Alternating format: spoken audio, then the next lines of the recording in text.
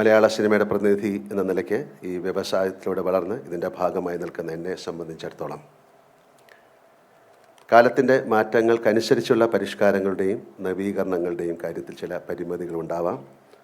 അവ കൂട്ടായ ചർച്ചകളിലൂടെ തിരുത്താനും പരിഹരിക്കാനാവുമെന്നാണ് എൻ്റെ ഉത്തമ വിശ്വാസം.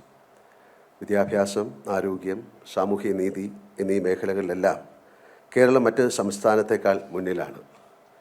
സംസ്ഥാന ചലച്ചിത്ര നയ രൂപീകരണത്തിലൂടെ കൾച്ചറൽ ഗവേണൻസിലും കേരളം മറ്റ് സംസ്ഥാനങ്ങൾക്ക് മാതൃകയാകും എന്ന് ഞാൻ പ്രതീക്ഷിക്കുന്നു.